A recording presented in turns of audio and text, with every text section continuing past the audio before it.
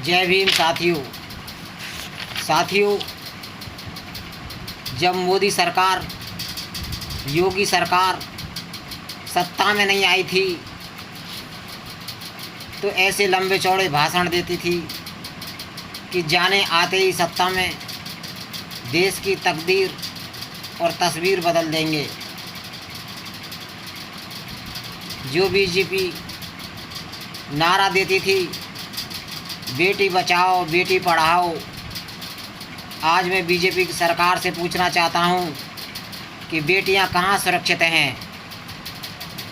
UP के कानपुर के बाल संरक्षण गृह में 7 नाबालिग लड़कियां गर्भवती मिली, एक HIV पॉजिटिव मिली।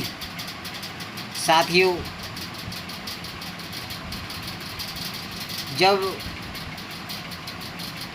बाल संरक्षण गृह में बेटियां सुरक्षित नहीं हैं तो कहां पर सुरक्षित होंगी। रोज़ाना आए दिन नाबालिग लड़कियों के साथ में बलात्कार व हत्या की घटनाएं होती हैं। इसे आप राम राज्य कहेंगे या जंगल राज कहेंगे।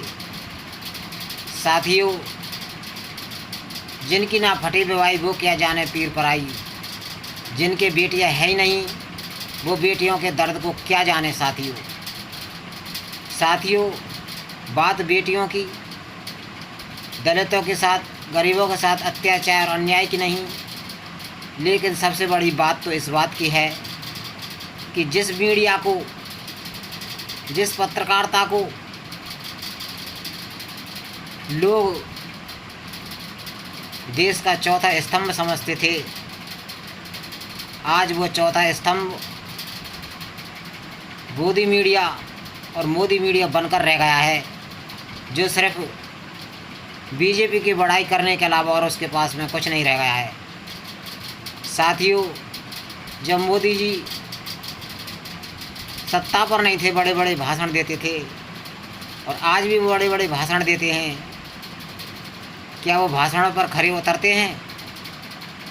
जब कोरोना के लिए लॉकडाउन किया गया था तो उन्होंने कहा था हमने महाभारत का युद्ध 18 दिन में जीता था, हम इस बीमारी को 21 दिन में जीत कर बताएंगे।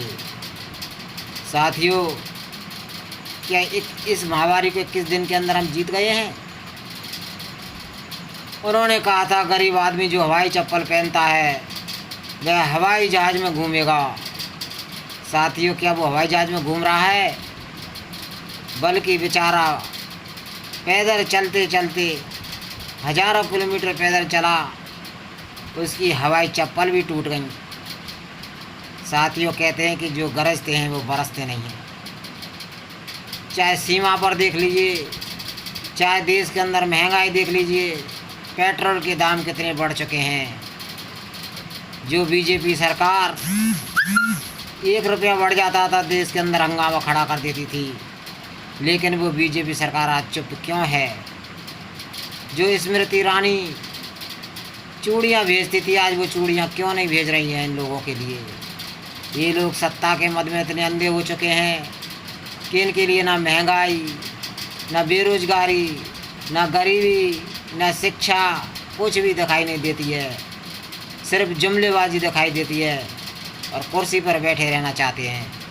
साथियों, जो ना गरीब की रक्षा कर सके, ना बहन बेटियों की रक्षा कर सके, ना देश की रक्षा कर सके, ऐसे लोगों को कुर्सी पर बैठने का कोई अधिकार नहीं है। साथियों, ऐसे लोगों को इस कुर्सी से उखाड़ फेंकना होगा। जय भीम, जय भारत।